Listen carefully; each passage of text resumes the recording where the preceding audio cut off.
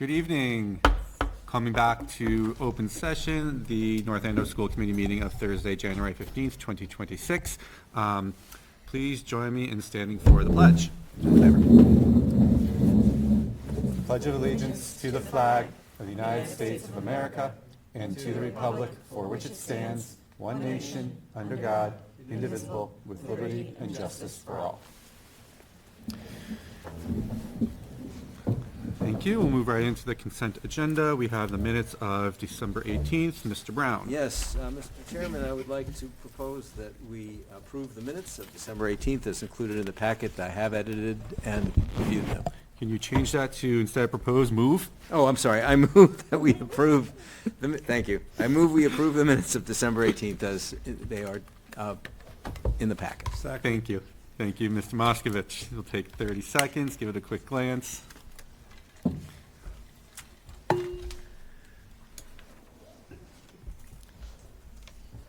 Mr. Brown, page 4, there's an extra S in the second to last sentence. Oh, no, I missed one.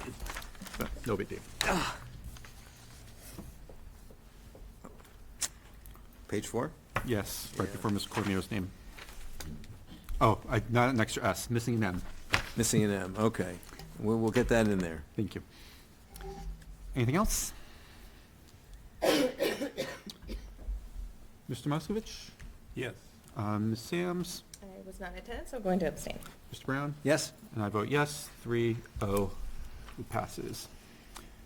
I just looked at the thing, it says congratulations. Can you tell us a little bit about congratulations, Superintendent Lathrop or Ms. Sando? For the deeper learning? For the deeper learning? Yes, I'm going to turn that over to Ms.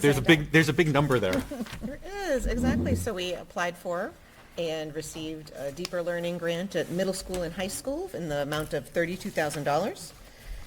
This is a continuation of the deeper learning work that we've been doing 6 to 12 from last year. We received a deeper learning grant last year, and you can see what it will be used for as far as compensation for teacher leaders, participation in professional development, substitute coverage, required texts, and so we'll have a coach through the DESE who will help us make experiences more meaningful for our students using our high-quality instructional materials. They've started that PD yesterday, so with very good reviews. And so we'd love for you to accept the grant as it's written. Thank you. I'll entertain a motion. I move we accept the grant. This is really good stuff to do. Thank you, Mr. Moskovich. I'll second. Thank you, Mrs. Sams. Quick discussion. Amazing. The Thinking Visible stuff from Harvard's Project Zero and their thinking routines are phenomenal. Mm-hmm. Use them all the time. Oh, I'm sorry, Mr. Chair. That's okay. Is this state money or federal money? State. So is there some state appropriation that I'm just pleased to hear this, that the state appropriates money for DESE to do this kind of stuff? Yes, through competitive grants, using their partners. But I should know this stuff, but it's been a long time since I was there, but is there a specific appropriation or the leadership of DESE just arranges this? I can find out for you. I'd have to go into the system. I don't want to waste your time, but it's just an interesting question. When good stuff happens, you kind of wonder, how did this come about? No, I think it's a good question. Thank you. I can find out. Anyone else? Just,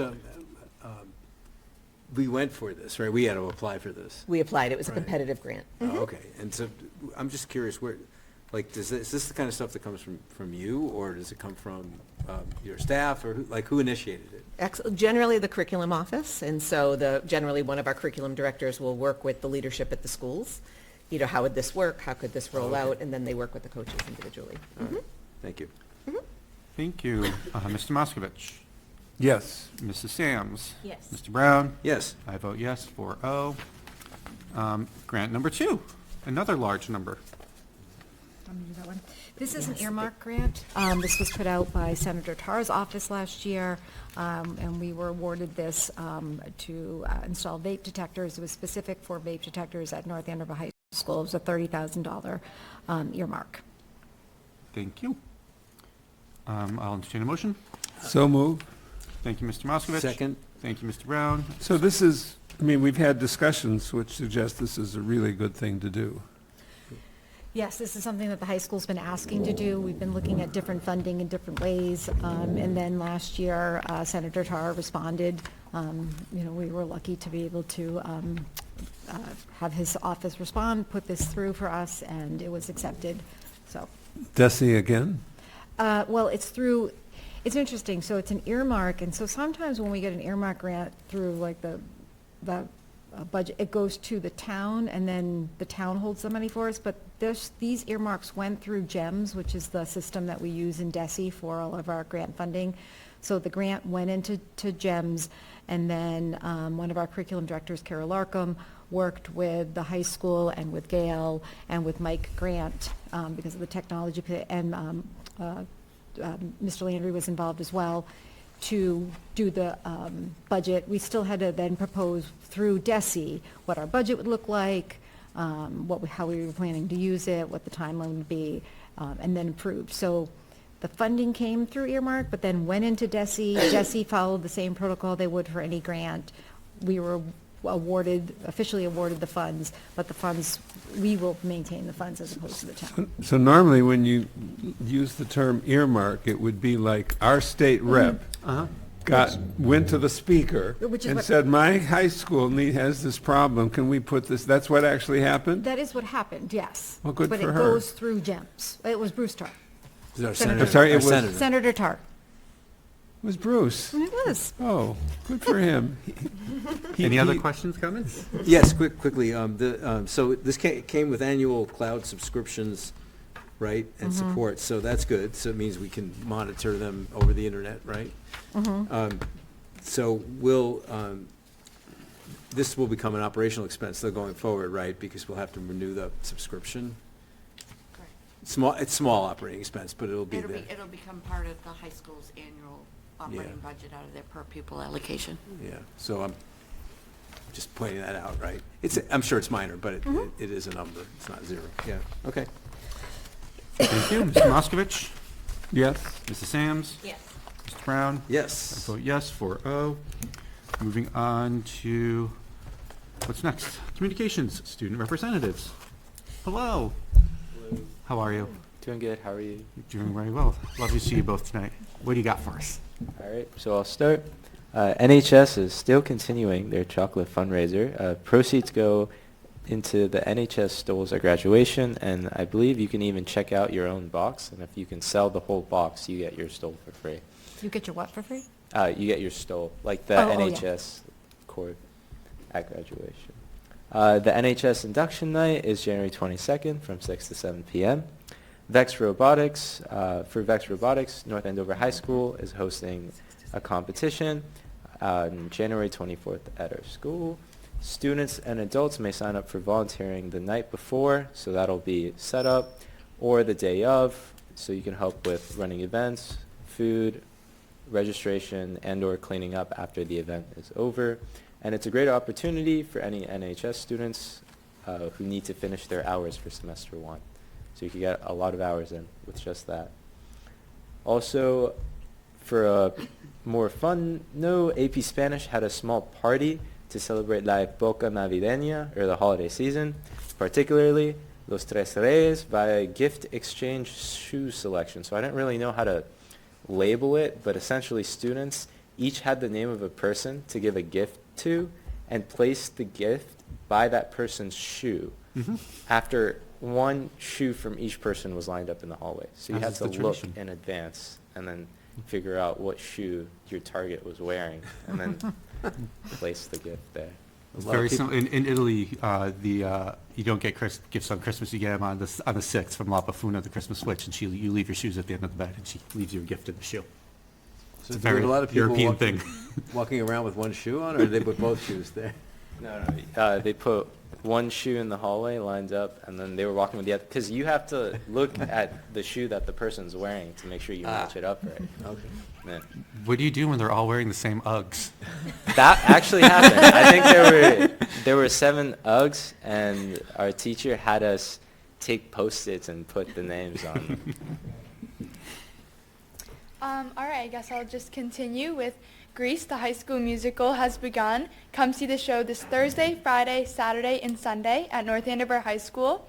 Tonight and tomorrow, it's at 7 to 9, and Saturday and Sunday, it's from 2 to 4. So if people wanted to leave right now, it would be okay, they can still get to Greece. I think they'd be able to make They'd it. be able to make it. And that's unfortunately why Allie's not here with us, correct? Yes. She's stage managing or something like that? I believe so, yeah. Doing all the makeup.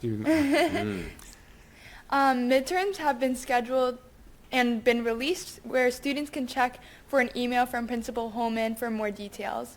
Ms. Holman was able to meet with the Student Council to discuss thoughts about the new midterms and finals happening. That's Yeah. it. Great. You don't have to answer now because we're going to come back to it again in 2 weeks. Would love to hear what you and your peers are thinking or your reactions are to the budget. We voted on it next time, and if you know things now, please share. If you want to take the time to find that out before our next meeting on the 29th, that would be wonderful too. Okay, sounds good. Thank you. Thank you. I think we'll take the time now. Absolutely. Ask around. I should have asked you that last week and I forgot. So. No worries. Good thing we have it's a 3-read, not a 2-read. The calendar as well. They can give Yes, Oh, also, yeah. we are going to be talking about the calendar later today. Both of those are available, linked to the, they'll be linked on the agenda. We'd also love student opinions on what the calendar would look like. Mostly, the debate is between a before or after Labor Day start. So if you could gather some feedback, that would also be wonderful. Perfect. Thank you.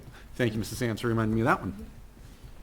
Any other queries, questions for our amazing students? Did I hear you right that the that the induction for National Honor Society is January 22nd? Yep. Okay. Thank you. I guess one other note on the robotics competition, so I'm volunteering for that, but we do need parent volunteers as well as student volunteers, so we should make that point for people listening at home. Parent volunteers, very necessary. There are many spots to still fill. We're doing it again? We're doing it again, When? January 24th, Is Saturday. How is this one different than the last one? It's Teams will be better. Even better. right Yeah. because they're more experienced now, so they're farther. They've into gone the back season. and they've, I mean, They same fixed things. guidelines, or would it be a whole different? same guidelines. No, same guidelines, just they're practiced now. It's like They went back, they learned what worked and what didn't work, and they go Yes. back and really redesign. and they could have entered other competitions between then and now and refined their skills further, perhaps, they're also vying for advancement, right? So like if you win certain categories, you can go to the next level. So are we hosting again? Yes, this is our second one to host. Wow, okay, cool. Thank It's great you. fun, people should go. It is. Thank you very much. You're welcome to stay. If not, we completely understand. Or you can make it to Greece. Or you can go watch Grease. Great. Public comment. So again, tonight we have both public comment and public hearing. I would ask that if you're here to speak about the budget, that you kindly hold off your remarks until the public hearing portion, because that is a specially designated spot to talk about the budget and budget only. However, if there's other public comment that you would like to share with us, you're welcome to come join the students at the table. Seeing none, we will move on. 6:46, okay. We are going to try and start that public hearing at 7:10, as close to 7:10 as possible, because that's the time we published it, and we had to advertise that. So I might move some things from after the hearing up to fill that time in case we were going fast. Upcoming events, superintendent. Yes. Is that gonna show? We have a few upcoming events. So as we already heard, Grease is happening right now at the high school, and it'll be running in through Sunday. Just as a reminder, this Friday, tomorrow is no school. It's professional development, no school for students, professional development day for our staff. On January 17th, the school committee has a chat. I think they'll talk about that again at Stevens Library from 1 to 2:30. And then on January 19th, there's also no school. That's our day to observe Martin Luther King Jr. Day. January 26th, there's another school committee chat at Stevens Library. That's an evening one, 6 to 7 p.m. On January 27th, we have their LPAC meeting from 5:30 to 7:30. Is that at? The Stevens Library. Stevens Library. That's our English language parent advisory group. Also that night, the 6th and 7th grade band is having a concert. On Wednesday, January 28th, we have an early release day. And also that evening, North Andover Middle School has their full year chorus concert. And then on January 29th, we have a school committee meeting. And then I just put a couple of save the dates. February 5th will be the 8th grade transition information night at North Andover High School. That's at 6 p.m. So if you have a student that's moving from 8th grade to 9th grade, make sure that you put that in your calendars. And then April 28th will be our kindergarten orientation evening from 6:30 to 7:30. And typically the kindergarten holds their orientation evening at North Andover Middle School. And I do believe that kindergarten registration will open up in March. But I can check on that for everybody. That's what I have. Thank you. You're welcome. Usually oh no, we can do it right here. Community chat Saturday, January 17th, 1 to 2:30. I believe it's to you two gentlemen, correct? Yep. Awesome. And then I am doing community chat again on Monday the 26th. And where are we going to be? You are at the library, first floor conference room. And they're all at the library. We're all at the library in the first floor conference room. And I will be there on Monday the 26th from 6 to 7. If anyone would like to join me, you're welcome to. You do not need to. That way we've all done one. I think that's fair. So I will sit there and read quietly for the hour if no one shows up and by myself. It's okay. Yes. But I'm working on a scarf. I'll sit in it. It's okay. So we're going to move past public hearing because I have to wait at least another 12 minutes before we do that. So can we dive into the superintendent's report and Sure. and then I can do We the can community, sure the dive school into committee that. chair updates as well? Great. So superintendent's report, just a reminder, I started with that Monday, January 19th, is Martin Luther King Jr. Day. You know, just to remember that Martin Luther King Jr. Day is really a day that underscores the importance of equity, justice, service, standing up for others. This is a day to pause from our regular routines. I think our students often think of it's a day off, but I encourage folks, parents, guardians, teachers, administrators to talk to students about why they have this day off, to reflect on the words of Martin Luther King Jr., the actions, how it shapes our community, and our commitment to our communities and to our students to be seen as valued and respected and heard. It's often thought of a day of service. So, I just encourage people to think of a way that they can provide some service during that day that we don't have school. He also, it wasn't just what he was campaigning for, it was his commitment to nonviolence, which meant really more courage, Thank you. but also a greater likelihood of success. It might suggest that was a really good idea. We should have more of it. Moving on to a little bit of recognition, we certainly will recognize all of our green teams, but the Franklin School principal wanted to give a shout out to Denise Coleman, who is the chair of her green team at Franklin School. She's done some outstanding work with the team this year, inspiring the students to really think about sustainability and environmental responsibility. The green team created a student-led video, so I'm not going to share it with you tonight. It's a little bit longer, but if you did click on that link, this PowerPoint has been shared publicly. If you clicked on that link, you have an access to see what their student-led video looks like and how they're really teaching, the students are teaching other students how to recycle and compost. Ms. Holman meets with the students to look at problem-solving practices, things that are happening at Franklin School and ways that they can solve those problems, and some hands-on projects. They've had posters, they've had signage throughout the building, trying to educate their peers. Looking ahead, the green team at Franklin is going to do a cleanup this spring, and they're looking to create some raised garden beds for each of the grade levels, and giving the students some opportunity to plant and to learn from their own gardens. So shout out to Ms. Coleman.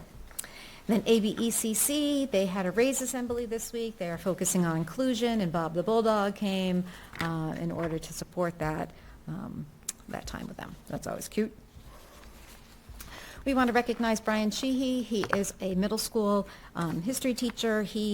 Brian was selected to participate in the Smithsonian's Democracy and Dialogue program, which connected him virtually with another group of students. He connected his AP World History sophomores participated in the virtual exchange. Brian is in Washington, D.C. this week. He participated in the kickoff opening session. And then one of our students, North Andover Junior, Leela Lobel, she joined the panel via Zoom. She has a project about migration story, and she has a video. My understanding is that she was absolutely captivating to the audience, and the Smithsonian Undersecretary for Education praised her clarity, her insight, and her voice. So lots of congratulations to them. And then pleased to say that one of our special education teachers at North Andover Middle School has been nominated for Massachusetts Teacher of the Year, Nicole Parker. So she'll enter into that process. It's a wonderful honor for her, and an honor for North Andover. And we'll see and encourage her on her journey through that application process. She's focuses on reading instruction. She does. And then I just wanted to give you a little bit of update of where we are with the strategic plan. Just as a reminder, we're partnering with Teaching Learning Alliance. Our timeline was November 2025. We have pushed that timeline a little bit to April. I think I had shared before we were hoping to be done in March. I sort of put some check boxes where we are. We built the committee. We have built the survey. We have surveyed all of our constituents. We have identified focus groups and talked to them. And then at our last Strategic Planning Committee, we had the opportunity to analyze the data that we received from both surveys and from focus groups. I provided for the school committee in your packet a sort of a memo from me about what some of that survey looks like, and then I'm just going to give a brief update here, and then it's also part of my article that will be in the nightly news this week. So we heard from 694 people who took the survey. Those 694 people were students. They were recent graduates of North Andover High School, teachers and staff, parents and caregivers, and community members. The data that we analyzed in our strategic planning committee was both the survey and the in-person focus groups from our stakeholders. So what did we hear? Well, we have strengths, and we have definitely some challenges and some differences.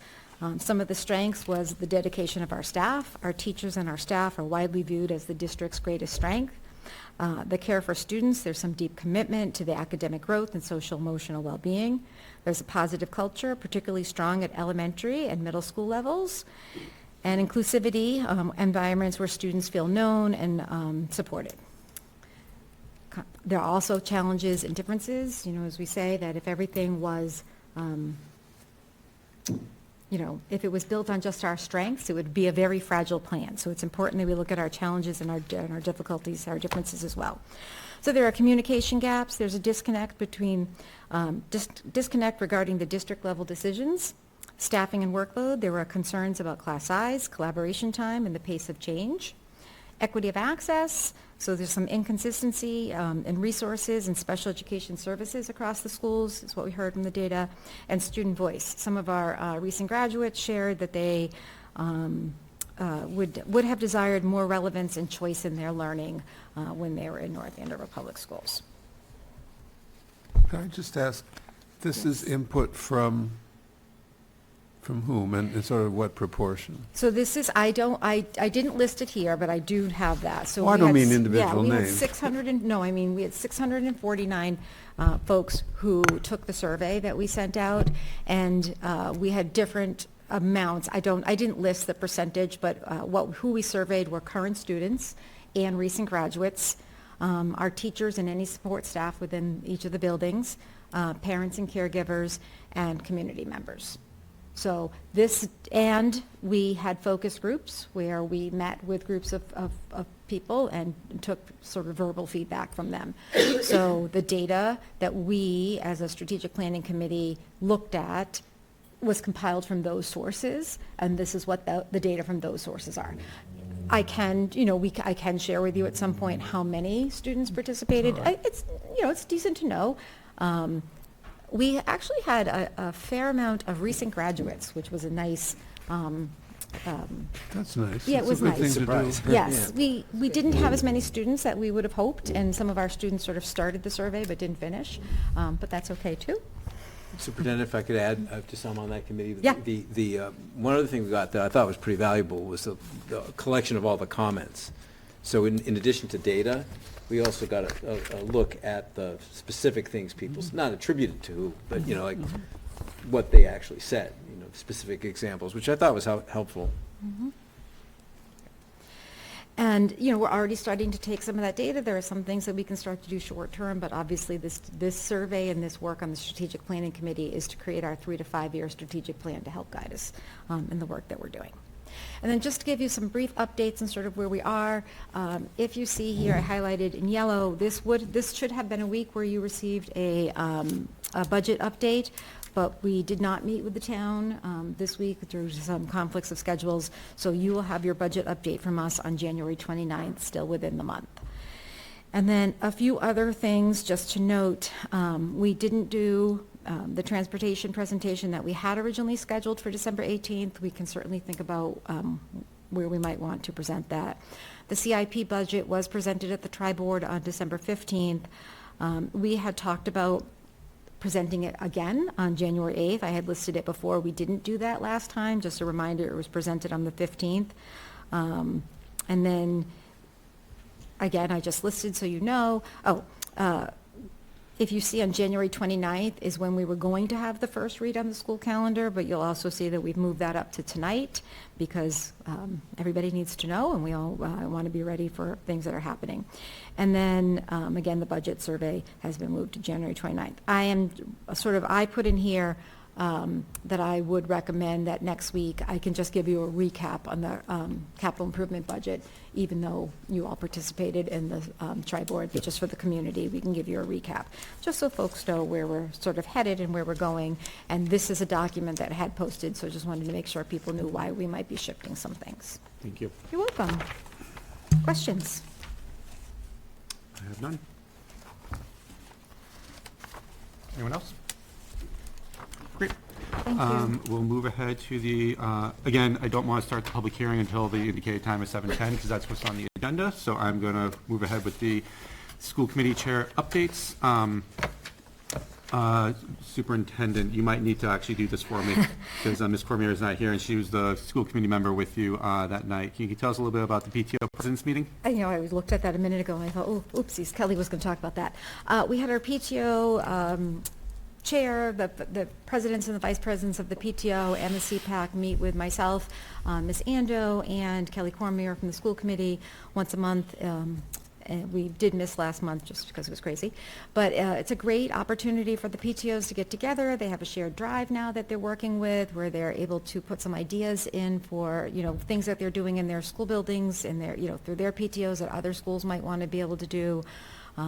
So it was a really nice conversation about things that they're doing in each of their buildings, and sharing some information. We talked a little bit about some opportunities for them to think about some financial commitments to other groups. So in the past, the PTOs had made a contribution to the Parent Resource Network, which allows the Parent Resource Network to be able to bring some programming to all of the community. So Lisa Roberts, who is running the Parent Network, and Michelle O'Leary, who works with her, came, and they spoke about that and talked to the PTOs about making a donation, a regular donation. And Lisa Roberts has a letter that she will share with each of the PTOs to send out. She has a letter that she will formally send to them requesting funds. And then I talked about, the last few times we had talked about a potential donation to CPAC, because CPAC supports all schools, so I made a recommendation to the PTOs that they consider a donation of $250 to $300 per PTO to CPAC to be able to support some of the things that CPAC is doing. And then I'm trying to think if there are any other big items. We talked about the Sweetheart Dances that are coming up and how I think the Thompson School and the Atkinson School are running them this year. Anything that I'm missing? No, You were you there. got it. Yeah, that was great. It's a wonderful group. Some of them are able to participate remotely. Some of them come in person. But it's just a nice way for them to be able to share resources, ask questions. We did a review of the budget, which gave them some opportunities to ask questions about the budget as well. Thank you. You're welcome. Mrs. Sams, community chat. Yes, so we did have, Ms. Cormier and I held a community chat on Monday night at the library. Unfortunately, nobody came to speak with us, but I just want to remind everybody that this is a really great opportunity to come and have a candid conversation with two members of the school committee, especially if you don't feel comfortable coming to a meeting and speaking in the microphone to everybody, to sit and just have a really intimate conversation. We love to hear from you. We often get really great feedback and conversations that we can bring back, and we've made some great changes based on those conversations on how we do things. So I really encourage community members to go to those community chats, have those conversations, bring your ideas, bring your feedback, and talk. We really do enjoy it. Assure them that neither the chair nor David and I are particularly difficult. We'll be very nice, we'll listen, we're really Wait, interested are in you what they saying want I to say. No, it's just that they missed Yes. Missed their treat that they opportunity. could have had with you. Right. We should also point out that that's an opportunity for two-way conversation, whereas these meetings are not. Yeah. Yeah. Right? Yeah. That's probably the most, well, I don't know. I think it's a pretty Yes. significant difference, right? where No, they- I mean, you yeah. get to say to us, this is what I would like, and then we can say whether we like it or not, and then you can tell us why we were wrong in misunderstanding what they, no, really. Sure. It's so much Right. more powerful when you get some feedback both ways. Yep. And, I mean, we really do want people to come up. We do. So, something else right here. So I'm going to make one more thing, and then it will be time to go on to our public hearing. And actually, it's regarding the public hearing. We had indicated, and we had to make an announcement in the newspaper and other media outlets of when the public hearing is happening by law. And then we do publish the agenda 2 days before every single one of our open meetings, because that's required. And customarily, we have included the time, the approximate time at what that each thing is going to be happening. We are very bad at keeping to those times. Getting better. We're getting better. I would like to try not including the times as much, or having the times on there, in that I don't want people to, sometimes, I want to make sure we do things in order, but I don't want people to come at 7 o'clock for a thing and we've already gotten there by 6:32. And I think because that would be unfair. So like, I think the times can be helpful, but they can also put us in a predicament where it's not true information, and that would be misleading as well. So we're going to try that out. If that doesn't work well, we'll hear the feedback and we can go back. It's no big deal. But of course, for the public hearing, we do have to announce the actual time and place, so that would have to stay. So that's what I'm going to try for the next couple meetings, and we'll reevaluate and see how it goes. Alrighty. So we are close enough now that we can start. So guidelines for our public hearing.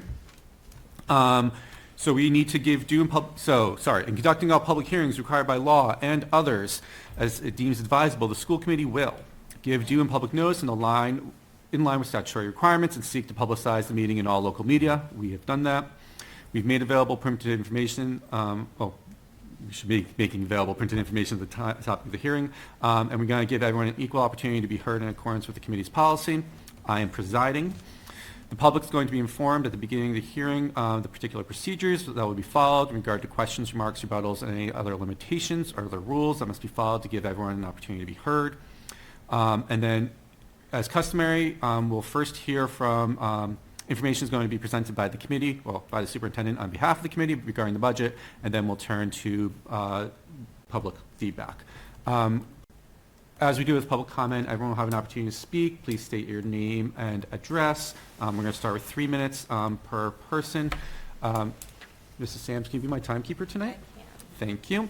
She'll have a slightly obnoxious but not too loud iPhone ringer for everyone to go off after 3 minutes, so you know to wrap up. And please direct all questions and comments to me, the chair.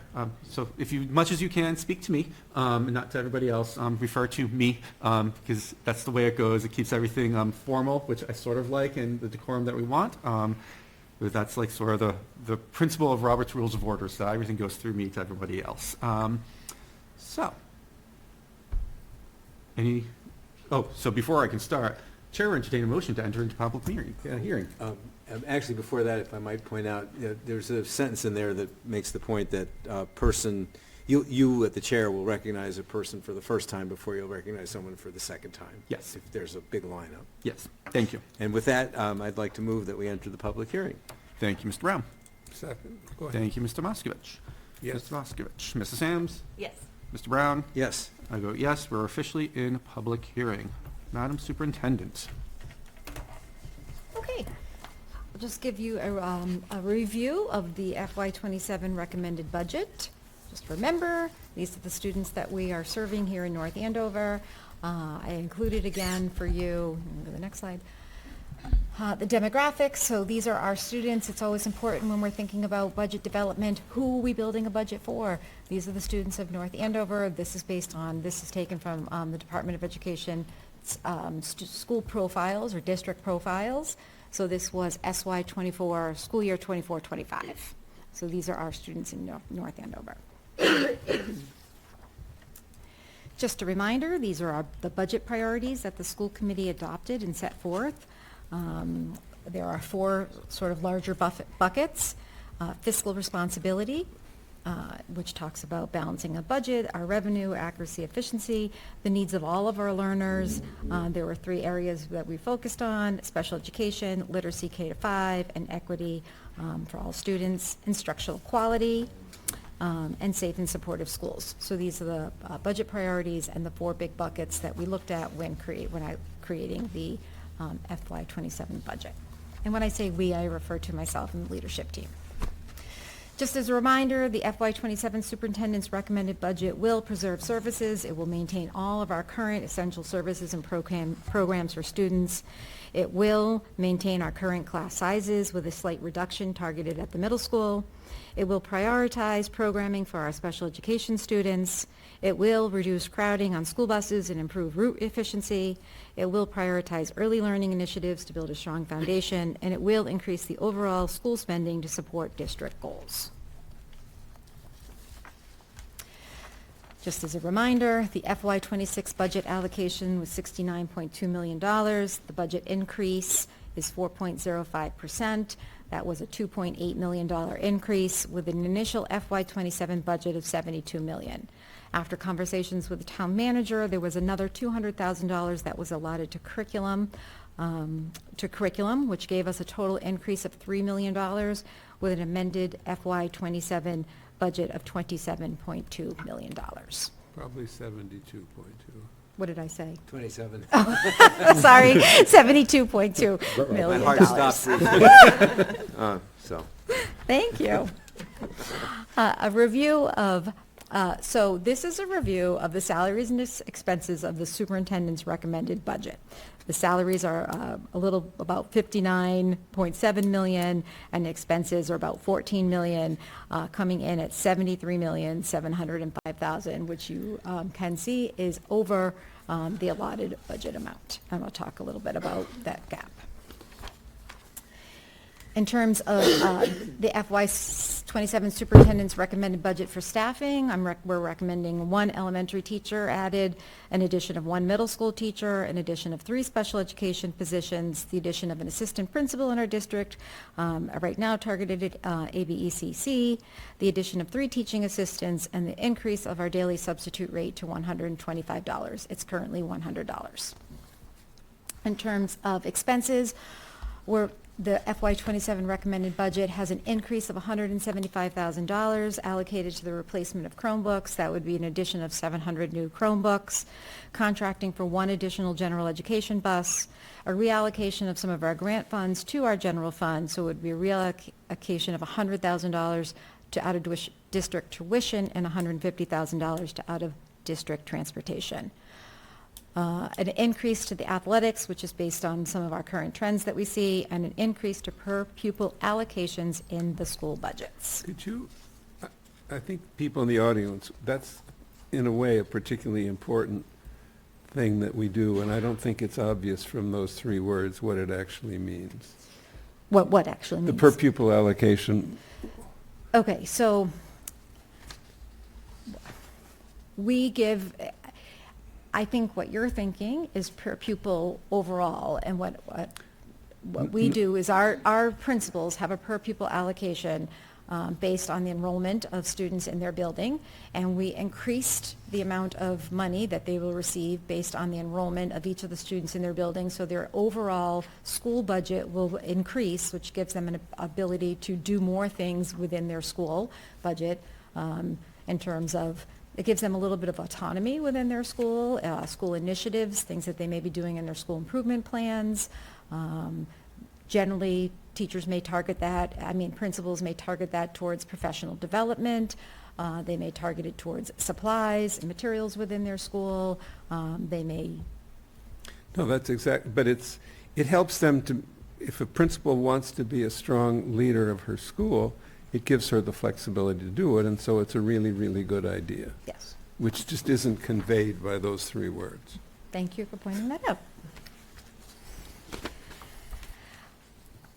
So as you notice, the recommended superintendent's budget is larger than the actual budget. So this is the proposal to bridge that gap. FY26 anticipated circuit breaker reimbursement is $2.5 million to be received during FY27. I'm proposing that we utilize $1.5 million of the anticipated $2.5 million in the FY27 budget to bridge the gap. That would leave $1 million in circuit breaker for reserves. So in conclusion, the superintendent's recommended budget is $59,763,211 in salaries, $13,942,078 in expenses, for a total of $73,705,289, taking it off, using the circuit breaker to offset $1.5 million, which is a recommended school budget of $72,200,000. Thank you. So later on our agenda, for my fellow committee members, we do have our own time to discuss the budget and ask any questions that we may have. So we're going to limit this next portion to comments from the community. Again, 3 minutes. Please state your name and address. You ready to do some timing? The chair is open. You are welcome to come on up if anyone has anything to say. If not, we'll sit here quietly for a moment. Did I bring in my drink?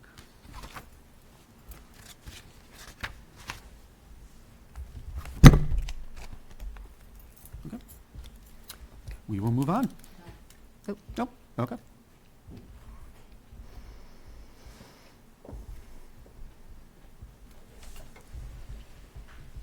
Welcome. Shall I stand or sit? Whatever makes you more Okay. comfortable. I would say sit so you can use the microphone. So I don't Because have to we bend can hear down. you, but no one else out in the world would be able to. Kathleen Poor, 88 Hillside Road, North Andover. Hello. Chairman Hicks, I am also a 6th grade math teacher at North Andover Middle School. I lived in North Andover since 1994. I started teaching at Atkinson School in 1997, 3 years in 5th grade. And then I moved back to middle school because I had taught middle school in Lawrence. And I loved that age group, so I moved back in 2001. My children went through the schools. They're all adults now. I love my staff that I work with. They're awesome. The middle school, in my eyes, is a shell of what it used to be. Not in every way. Our staff is amazing. They all work hard for the children. The children are great. But without getting into a lot of details, I feel like we need more than one teacher. We need a front-facing teacher, not a coach, someone who is in the classroom, whether it be an art teacher, another related art teacher, a classroom teacher. It's been a stressful year. Although I love what I do, I think this is my 34th year of teaching, I've never found it so difficult. But the kids, like I said, the students are great. The teachers, we support each other, and that's what keeps us going. So I'm just asking that it's considered that maybe we get even 1 or 2 more additional teachers in addition to the one would make such a huge difference. And I don't think someone realizes it until you live it day to day and you see what the other teachers are working with. That's it. Thank you. Thank you.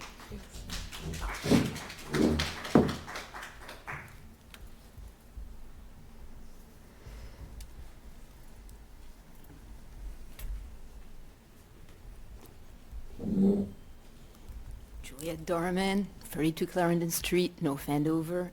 Welcome. Thank you very much. I have a question more than a comment. It's about the 3 teaching assistant position and the 1 assistant principal position at the ABCC. And my question is, I guess I would like clarification on those 4 positions, whether they are already within the schools right now, or are these additional positions for next year? So if we're just adding them for next year, or if they are already in and we're just making sure they stay permanent positions. Because if we already have them, I'm glad to hear that they become permanent positions, but that means that we're not getting as many positions as the slide was reflecting. So it means that we need more. It doesn't truly show how much staffing we're getting for next year. It's partial. That's my comment. Thank you. Thank you.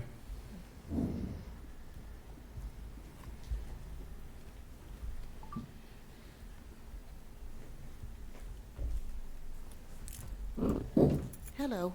Hello. Nadia Chinchilla, 64 White Birch Lane, North Andover. Welcome. Thank you. Mr. Hicks, feels like every year there's a big focus on what we're going to do for the next year, but I haven't been a resident for a very long time, but I would love to see, in addition to trying to see what we're going to do the next year, what are we going to do in 3 years? What are we going to do in 5 years? When are we going to bring languages back to the middle school? When are we going to bring more than 4 of the teachers that were laid off last year?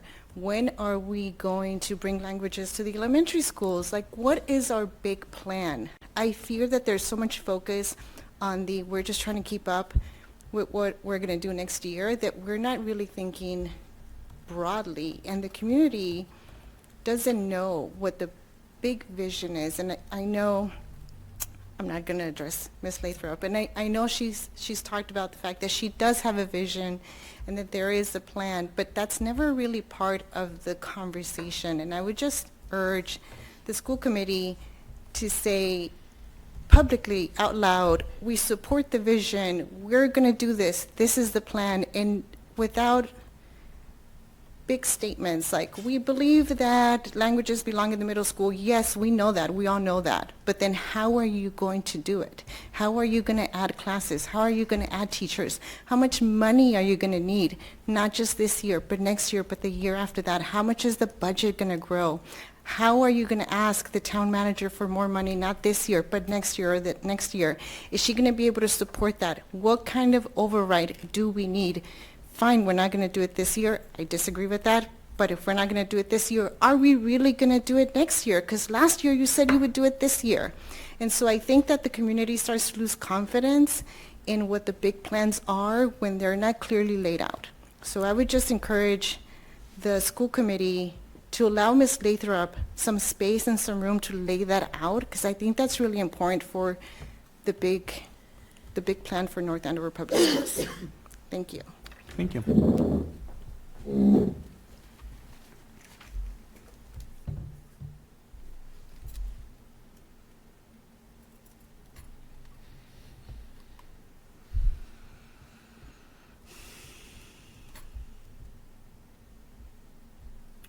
Wait another minute.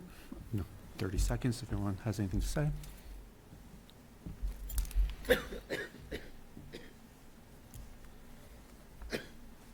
Okay. Seeing no more comment, I'll entertain a motion to close public hearing. Okay, Mr. Chair, I would like to make a motion that we close the public hearing. Time is 7:21. I will second. Thank you, Mr. Brown. Thank you, Mrs. Sams. Mr. Yes. Moskovich? Mrs. Sams? Yes. Mr. Brown? Yes. And I vote yes. Thank you, everyone, for your comments. Some of those were questions. I think we might be able to get some clarity later on when we come back to it during our designated time on continued business. School building committee updates, Mr. Brown. Did anything happen this week with Kittredge, or? No, we have not met since last week. However, there are a few things I'd like to point out that I didn't stress last week. There is we haven't talked about it a lot in here, but there is a great website that people can access, the public can access on the project. If you simply, I thought I wrote down the URL, but it's easily found. If you just Google Kittredge School Building Committee, it'll come right up. And Kittredge is Kittredge. It's not Kittredge, it's Kittredge. Kittredge. Right. There's also an FAQ on that site, which is excellent. Goes through a lot of the. There's the renderings. There's a lot of stuff there. It's really. I didn't create it, so I'm patting. Many of the school newsletters have had the Kittredge School site listed in their newsletters so that families can see all of those renderings. So they're there, and it's also on our school webpage. You can access it. Right. So it's well worth a look if you haven't seen it. Just some other information for the public that we are remind everybody we're going to find out on at the January 29th meeting. We're going to be informed about any ineligible square feet that we might have had in our final schematic design. The board, again, meets February 25th to give us the thumbs up. Our next school building committee meeting is February 5th. But also, we're going to be putting out some community outreach information into all of the schools. I think they're still figuring out the optimal place to put them, but perhaps, it probably where people go on Saturdays to watch basketball would be a good place, things like that. So we'll be putting information. Some renderings. Some renderings of and what Kittredge School looks like. And we'll be making some PSAs, I guess, for Cam is going to help us to put some things out on the public channel about what's. Right, so that we're trying our best to get word out to people so they can see what's going on, and obviously our meetings, the building committee meetings are all public. People can attend and give public input just like they can here. So I just wanted to make those points. Thank you. And I said this last time, and it was in my recap. I'm going to read the whole thing again, Mr. Brown, so we don't mess up. I just lost it. Here it is. You've all submitted your formal application to the MSBA for approval. A quick review indicated that the application was in good standing. The MSBA will fully examine the application and render a decision in mid-February, the 25th. Once approved, I put that positively because I have faith in the work that you've all done. Town meeting will need to appropriate the funds for the building. Therefore, per MSBA requirements, there will be an article to authorize the debt for the Kittredge School. We need to take out a loan to build the building. We get reimbursed for a large portion of that loan, but we have to take out the loan. The authorization of this debt will allow the project to move forward to bidding and construction. Based on current assumptions, we anticipate a 30-year bond or loan with a payment of approximately $3 million per year. We were lucky this past year with Amazon, and due to the fluctuation in their new growth this year to account for the entirety of their inventory, the town is able to move this project forward within the tax levy. There are some worries last year that we wouldn't be able to do that. But because Amazon grew and they have more stuff there that we can collect taxes on, we have a slightly larger tax levy, and we can pay for that bond or that loan within it. This means that the item will appear at town meeting and require a 2/3 vote of town meeting, but will not require a debt exclusion. Debt exclusions are used to temporarily increase a tax levy to pay for the capital or debt. We do not need to do that. If we did, that would have required a town meeting and an election. So that is good news that we can do that and keep that project moving forward. And thank you to Mr. Brown and all the work you all are doing with that building committee. That was not a small thing you assembled, that application. 800 pages, I think it was. Yes. Overnight field, continued business. Overnight field trip request from the Robotics Club. They want to, a small group of them would like to go to Colorado Springs to participate in a signature event in preparation or to hopefully qualify for Worlds. I'll take a motion. Yes, Mr. Chair, as we discussed, I'll just make the motion. I'd like to move that we approve the because this is the second read now. Yep. We approved the NAHS senior robotic team trip to Colorado Springs, February 2nd and 3rd. They're doing it extremely efficiently. Yes. It's like FedEx. It's like a package. Yes, thank you, sir. Second. Thank you, Mrs. Sams. My one item of discussion is, I hope you all do well there, and you have a safe trip, of course, but I'm excited for them to go. Any other discussion? No, it is really exciting. I know, Ms. Ando, were you able to find out, are they like flying there, going competition, and then wrapping up and right back on the plane? Right. Wow, that's going to be quite the I trip. think they're gone for They're gonna be 48 hours. Mm-hmm. Yeah. That's some Wow. insanity right there. You don't know the answer to this, but how do they get the robot there? I don't know. Do they have to check that? That would make me scared. They're supposed to figure out how to do it themselves. They got it a seat. They got to. No, I don't know for sure how they're going to do it, but there's two possibilities. They're either shipping it in advance, Yeah. by ground, which I hope that they're doing that because it's much cost them less, or they're flying it as freight, but then they better pack it really well. Yeah, because that's scary. Alrighty. Mr. Moskovich. Yes. Mrs. Sams. Yes. Mr. Brown. Yes. And I vote yes. 4-0. Mrs. Ando. Sure. Second read tonight about yearly, you have to approve the program of studies for North Andover High School. Due to the changes, MCAS testing, competency determination, and review of class offerings, what I would like to propose is that you approve the North Andover High School program of studies as it is, while we do a review of class offerings with my curriculum team and the North Andover High School administration. So no changes. No changes. Thank you. Chair will entertain a motion. And this is our second read, correct? Yes. Mr. Chair, I will move that we approve the program of studies as is. Thank you, Mr. Brown. Second. Thank you, Mr. Moskovich. When do you expect to finish this? Just in the review. Hopefully by the end of this school year, but I'm not quite sure. And then the goal would be to bring any changes back in advance of course selection time next school year. Absolutely. Thank you. Any other questions? Mr. Moskovich? Yes. Mrs. Sams? Yes. Mr. Brown? Yes. And I vote yes. Superintendent's recommended budget. We don't need to hear your presentation again. Okay, great. We might have some questions for you, though. Sure. We'll start, yeah.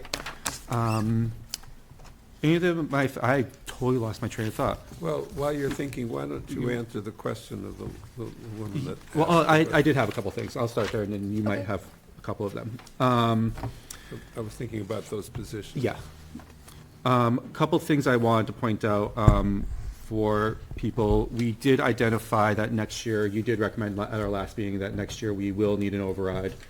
I did recommend that next year we would need an override, and that at the tri-board meeting, the town manager also talked about that in FY '28, the town and school would need to work together for an override. Right near the projected increase in the town's budget next year is only, I think this year is 3.05, I think next year is 2.1. So that is something we have to think about. And we also need to think about that we are adding another 1.5% to what was recommended this year, right, with $1.5 million, almost 2%. So that we would also need to make sure we Cover that. cover that. So an override next year most certainly will be an absolute necessity. The second thing I wanted to mention is that you mentioned it earlier, Mrs. Lathrop, but our hopes is with your strategic plan that you're doing right now is that we have that 3 to 5 year long-term plan about what happens next. Yes. That is the purpose of that document and that work that you're doing, and that's going to ensure that our vision is well articulated and well mapped out with short-term, medium-term, and long-term plans to do that, to do those things. And I would encourage, I'm sure you thought of this, but I think those are some important questions about when do we think about more hires or addition of programs and what those programs look like and where they get situated. I think it should hopefully be part of that planning that you're doing. Yep, we're on track to make a presentation to the school committee in April with our strategic plan, which will do just what Ms. Chinchell asked us to do, give you a plan for what, looking forward 3 to 5 years. I've been saying 5, but they're cautioning us that sometimes you might want to look at 3. So that plan is on track to make a proposal to the school committee so that you can see that. And then in terms of funding in order to be able to support the things that are in our strategic plan in order to be able to support our learners in the district. I think I was at the Franklin School PTO this week, and I had an ability to talk about, my own visions as a leader and as an educator, and things that I personally think are important in the school district and that I want to see. And so I think that there is that piece, which is important as a school leader, but I also know that what I may see as valuable may not be what the district, what the community sees as valuable, and it's important that we have an opportunity for all people to weigh in on this so that we're putting our funds in the place that everybody can agree that that's where we want to see our funds. But that plan will show that we need to invest in our education, and we need to invest in our students and our staff and our schools in order to be the best that we can be. When I was in Holliston, they had just gone through this process, and part of their strategic plan was like the narrative and the overall goals and the things they wanted to include, and also part of it was was a chart essentially of this was the first goal, these are the steps we're going to take along the way, these are the people that are responsible, this is when we expect those things to happen. Do we expect to have like that type of mapping out of the plan?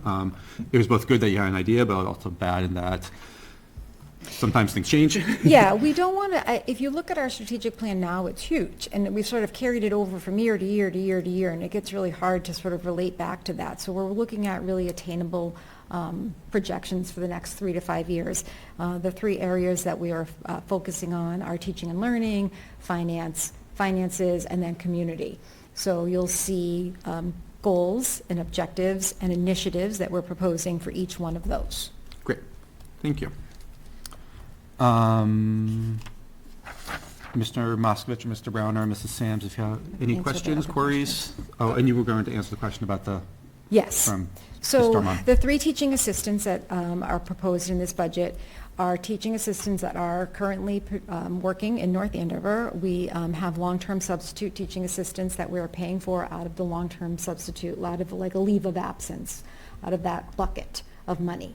So this budget is proposing taking those assistants, moving them into the general budget so that they're permanent positions, and then, but that still bucket of money for leave of absences will be there. So it is adding 3 teaching assistants to the general budget. In terms of the assistant principal at the ABECC, we have an administrator intern that's working right now at the ABECC. It is not an assistant principal position, but it is an intern position that is working outside of the classroom, the general classroom. But this would put money into the budget for an assistant principal. So again, we're using long-term sub money for that position. Thank you. Just we reviewed this last time, but there's something I noticed this time that I meant to ask and didn't. I think it would be useful for others to hear too, what we mean when we say, I'm looking at the demographic slide, and 38.4% of the district are high needs, and maybe it would be helpful to understand what high needs are relative to, say, just students with disabilities or first language not English, or, you know what I mean? Could we get a definition of that? So I'm struck by that high percentage. So high needs is a combination. So high needs includes our students who are low-income students, students with disabilities, and English learners. So it's all 3 of those? Are considered high The needs. DESE definition, David. Is it? Correct. Okay. So it takes those students and puts them into that position. Okay, so they, in some respects, are some of those, I don't want to use the word These are double not counting. mutually exclusive That's the way to put categories. it. Yeah, they're not mutually exclusive categories. So an individual student could appear in more than one of those categories. Correct. Okay. They are often used by DESE, those categories, for constructing what then the minimum foundation budget is. because their theory is that certain groups of students cost more to educate per year. So when you build your foundation budget, you have to account for those extra things. So it's just a number of, you have this many, this many, this many, No, I mean, times these yeah. numbers equals this big number. I Spend would at have least say that. you get to, You not have that to. you have to. You have to. And that's how they compute the foundation budget, Makes sense. based on your enrollment and how your kids are reflected in those demographics. And it's something really interesting about that, which is in whatever it is, 32 years, nobody has ever questioned the idea that we should spend more money on students who have greater needs. And I bet there's states where that Where they wouldn't be do. true. No, and it really speaks well Sure. for Massachusetts, that there was never any opposition to putting it in the first place, and no one has ever suggested taking it out. And when there was a review about 5 years ago, it was to increase those amounts. But I do think it's an interesting number to point out, because for folks that are not, immersed in this every day, right, they'd probably be surprised to see that kind of a percent. And it's a challenge for us, It is a right, challenge. to meet. It's 40% of our kiddos. Yeah. Other comments, questions, queries? One of the things that I was also reminded, we were talking a lot right now about the budget, and this is our operating budget. Later in the year, we'll talk about our revolving accounts budget, but also we did have, through the capital improvement plan, a number of things that were approved that we'll be doing for our schools, as well as we're asking for a large chunk of money and taking up some space on the tax levy for the Kittredge project as well. I think it's all part of all the things that are happening to help our schools. I think it's important to know. And we've made some significant changes this year, and I think a lot of it was hard for people, but we've done a number of things that are allowing us to increase the budget next year over the initial 4.05%. Yep. We do have capital improvement, and that was presented. That is probably, it's on the town's website. I think it's on the school's website as well. Folks could go and look at the capital improvement presentation that town manager Rodriguez made. Our Director of Operations and Personnel, Greg Landry, worked really hard with Todd, why is Todd's name? Todd Workman? Thank you. Todd Workman, our Director of Facilities, and Steve Foster and Jeremy Brandy, who are the DB, works for Plants and Facilities, and with Kristen Anjo, and with technology, Mike Grant, with Gail Dowd, to put forth a pretty aggressive capital improvement request from the town, and we're fortunate that many of our things are going to be funded through that. I think a significant one is the portable classrooms, or the modular classrooms at the Kittredge being relocated to the Franklin. Yep, there's $1.3 million in the capital improvement budget to move the 4 portable classrooms that are currently part of the Kittredge building to Franklin School. So Franklin School had 1 portable that was removed last summer because it was no longer in use and wasn't safe. There are 2 portables there that are currently occupied by teachers that are, oh gosh, I think I might have been a teacher at the Franklin School when those were put up, and, portables aren't supposed to last that long. Mr. Clark is here, he could tell you that they're not in the best of shape. 42 years old. How long? 42? 42, I was not. Well, It's maybe I almost was. as old as me. Sorry. Sorry. I might have been a student at the Franklin School when they went out. Jeez. Those 2 portables will be taken down, and these 4 portables will be added to the Franklin. Franklin, as you know, there is a proposal for 1 additional teacher in the budget, and right now, that is slated for Franklin School because that's where the bubble is. So that will take care of that need and then give them a little extra space. Net gain of an additional classroom, but net gain of, from this year, 2 additional teaching spaces, but Correct. 4 better teaching spaces than what they've had for some time. And we're also taking the Kittredge gym Yes. and moving that to another site to use as cold storage. Correct. Because the structure itself would be safe, but redoing the electrical work in the new location would be not such a great idea. or The a very structure expensive itself one? is not appropriate. We wouldn't be Yeah. able to move it and guarantee that it could be safe for students. We've had several folks look at it. We have tried multiple ways. Both the ABECC and the Franklin School would very much like that gym to be moved to their location. We cannot do that and guarantee safety for students. But it's still a We can store good things in Useful it. space. structure, yeah. And the DPW asked for something in capital improvement for cold storage, and we're able to use that for that. Yeah, the plumbing was actually even worse than the electrical to try to redo the heat. But I'll go over some of those other Yes. things that we asked for in capital improvement next week. But it's online, anybody can go and see, and it shows what the schools are proposed in capital improvement. Just a reminder, we all need to go to town meeting on May 12th and vote for the capital improvement. And Kittredge. For that, and for Kittredge, and for the budget. But for talking about capital improvement, for capital improvement projects to go forward. 6:30. Any other comments from the committee? Questions? Just if people are trying to find it, it's the abbreviation is CIP, Yes. right? Yeah. Thank you for the work on the budget, Ms. Lathrop and the rest of your team. It's a team effort. It's been a lot of hard work in terms of, wants and needs. And it's been nice to have a financial team in place as we were building the budget, so we feel confident with the numbers that we're sharing with you. Thank you for leading your team in that process, Thank you. I guess would be the most appropriate, and for your team for being so willing to be led. Moving on then to, again, we'll meet in 2 weeks, scheduled a vote for that, 2 opportunities to share at a community chat, and then we will have a final discussion and vote on the 29th. We're scheduled to be back here, correct? We are scheduled to be back here, We'll be correct? back here. Join us at the library next Monday and Saturday. next Saturday and the following Monday. Right? Yeah. All right, new business, calendar. We moved this up. Originally, we had put this, we typically do this before February vacation. We started to get a lot of inquiries about when we would have the calendar out. So this is earlier, and actually, I think next year we are kind of trying to even do it even sooner. We've noticed that over time, camp registrations for the summer happen sooner and sooner and sooner. So we have to start making decisions sooner so our families can make the best available plans for their families, for the kiddos over the summer if necessary. So we have 2 calendars to present to you tonight. One shows a start before, a pre-Labor Day start, and the other shows a post-Labor Day start. We can start with the pre-Labor Day start calendar. That's up on the screen. So if it's a pre-Labor Day calendar, our students would start school on September 2nd. That's students in grades 1 through 12. As we know, kindergarten and preschool start a little bit later.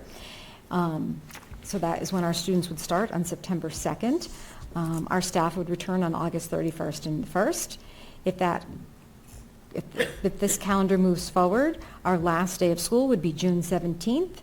That would be if we had no snow days, no weather days, no incident days where we needed to close school. And if we did have to close school for any reason, we have 5 days, so that would bring us to June 24th. Some of you may have seen on one of the first calendars that we were accounting for Juneteenth, because Juneteenth falls on a Saturday. We had accounted for not including the 18th, because we thought it was in one of our collective bargaining agreements, one of our CBAs, and it's not. It is, but it doesn't have to happen on the 18th. The people that are, the units that have that in their CBA, they can take that holiday at any time. So we would be able to go to school on June 18th if we needed to. So that is the before calendar. So just a couple of comments, and they will pertain to both this calendar and the post calendar. I was asked why why September 2nd? Why wouldn't we start on Monday the 1st? On Tuesday the 1st, or on August or on 31st, Monday for the students? Why would we just have the students come back on a Wednesday? And the answer to that is that it's in the contracted language in our CBA, in our teachers' contract. The work year for teachers will begin no earlier than Monday before Labor Day each school year, and students will begin no earlier than Wednesday before Labor Day each year, which is why we start on the 2nd. And then you'll see on both calendars that we're proposing moving the full day, curriculum day, from the Friday before Martin Luther King Jr. Day to the Tuesday afterwards.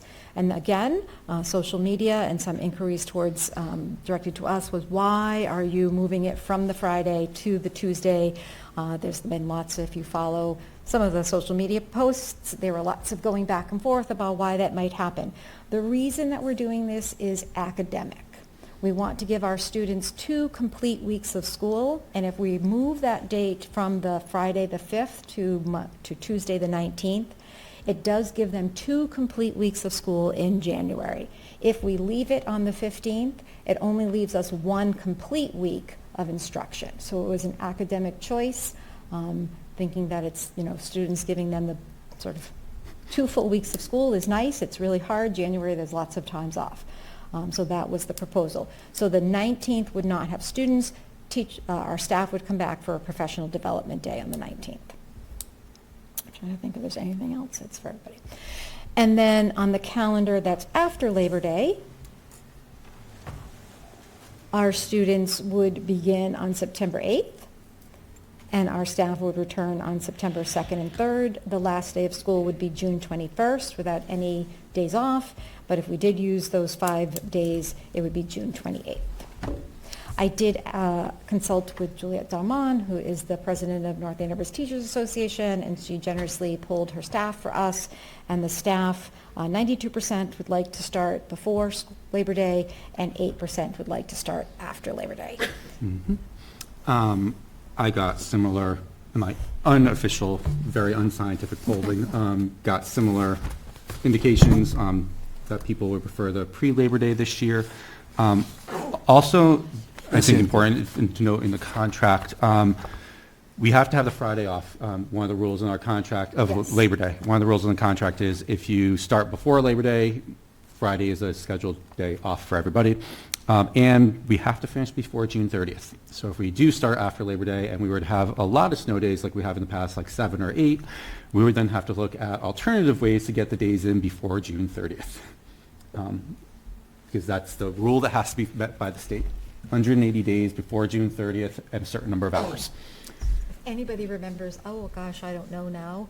17, 18, we had 7, and 14, 15, we had Like a lot. a lot. We had like Yes. 8,900 inches of snow in a Yes. week. Schools had to make some decisions about whether they were increasing their school day in order to meet the time on learning, and some school districts went to school on a Saturday or something like that. Or lost a day or 2 of April break. Yes, or Yeah. took away some of their vacations. Yes. Yeah. And we want to avoid that. Definitely. That'd be great. Questions, concerns, comments from the committee for Ms. Lathrop? No, I just want to say, though, I appreciate all the feedback that the community has given. We've received several emails. That's always lovely to see, and we do appreciate that. Yeah. And sharing feedback can be as quick as the email. Click on our names on the website and send it to us, or it's our last name, first initial at North Andover Public Schools. You don't necessarily have to come here to do that. Questions, concerns, comments? Just anybody that's, using, camps, vacation planning, all that stuff, if we had to go to June 28th, that would throw a monkey wrench in a lot of, I would think, would throw a monkey wrench in everybody's plans. Yeah. Yeah.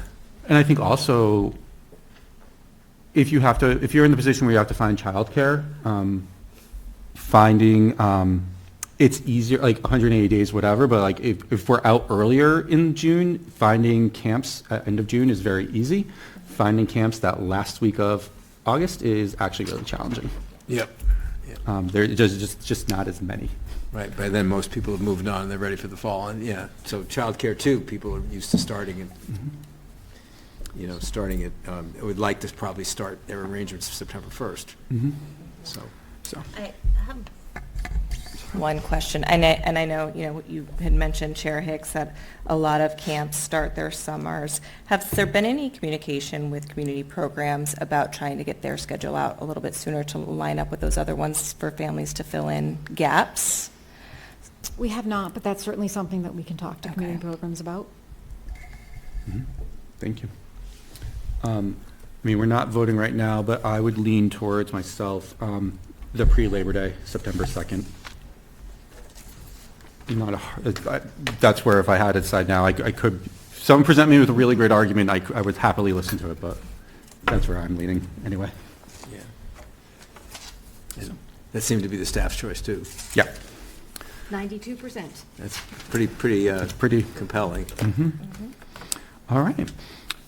Opportunity for public comments. Regular public comment is welcome. Can be on anything that we talked about or anything you'd like to share with us. All up fair game. Again, 3 minutes max per person, name and address. Join us at the table if you would like.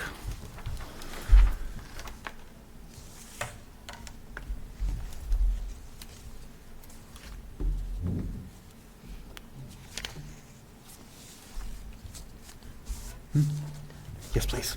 Sorry. Hello. I wasn't really preparing to speak tonight, but I'm here, you're here. So my name is Dory Cossingham. I live at 307 Ray Street in North Andover, and I'm also a TA at the Franklin School. Welcome. I'm sorry to wrap around to the budget again, but that's what I would like to talk about. I would like to understand better, and I'm sorry, maybe I've missed it, the overall plan to return the North Andover Public School to what it was. I know things can be improved, but we've lost a lot. And I don't understand the long-term budget plan to return the middle school to what it was with its strong language program, and the high school with losses in AP courses and other courses that are no longer available. I think it's hurt the town. I know it's hurt my property value. My biggest asset for my family is our home. And I know that when people research North Andover, the fact that we laid off over 30 teachers last year shows up as one of the first hits. I think that that's a real problem for the town, and I think that there needs to be more open discussion about returning the school and making what we've lost I'm not sure what the right language is, but making what we've lost kind of dwindle away and gain back the things that we've lost as a town. The schools are so important to a community. It's not just the schools and the students, but it's important to the business community. It brings in money for the town. It brings in residents for the town. It's a linchpin to any community. And I think we've lost a lot, and I'm not sure I'm seeing a plan to regain what we've lost. And that's what I wanted to share. Thank you. Okay.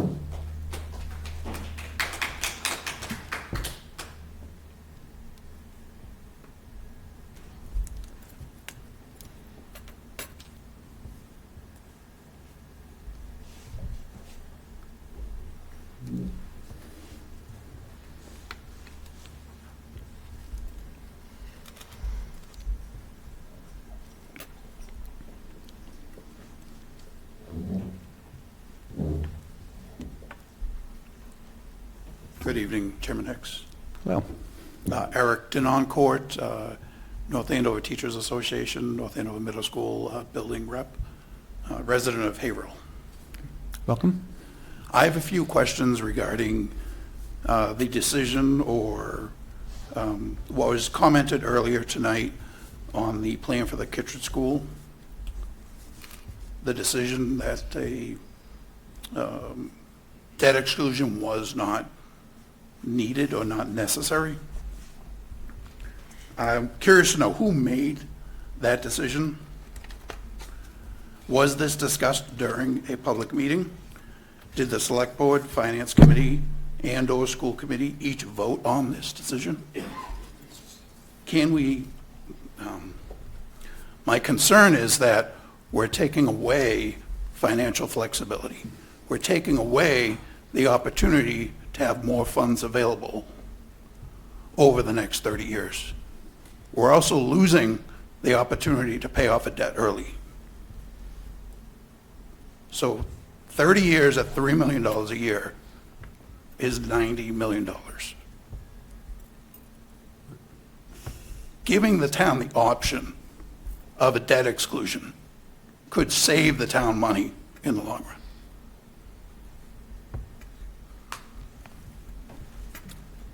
Thank you. Thank you. I can respond to a couple of those quickly, just because they're factual. The town manager presented that at the tri-board meeting with her annual financial forecast presentation on the 15th of December. That was her proposal. We will have the opportunity as boards and committees to go through, because it's going to be a warrant article, we will have the opportunity to then endorse or not endorse those articles, and then they get decided on by the town at town meeting. That is the process. So that's just how those types of things will work. Yeah. Great. Any other comments?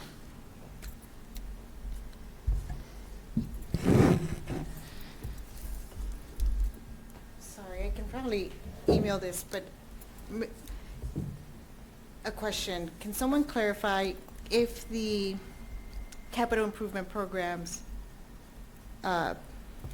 warrant motion does not pass, is the money that needs to be used for Kittredge part of the capital improvements? No, that's separate. Separate. Is there going to need to be something, is the town going to need to vote on something at town meeting for Kittredge to be Yes. rebuilt? Yeah.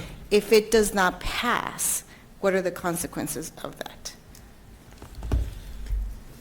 Would you like me to comment on that? Yes. Chair, yeah, so if it doesn't pass, the project can't happen, because we won't, I mean, what will be presented as part of an overall budget, right, will be, what will be presented there will be an overall budget. We need to borrow funds for many different things, not just the Kittredge School, right? It'll be an omnibus budget, and it'll be a capital plan, and if the town votes not to approve our share of it, the state certainly isn't going to give us their share, and the project would stop.